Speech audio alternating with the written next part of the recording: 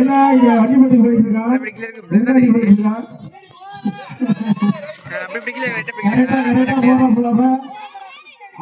ஐயாயிரம் பொருட்காசுகள் இருக்கு.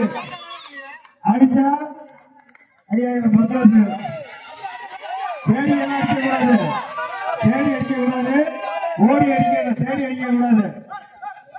நீ வந்து சொன்னீங்கன்னா லேடிஸ் கூட்டாதீங்க, பழுது அடிக்கல, நீங்க திராவிட்டு இருக்க என்ன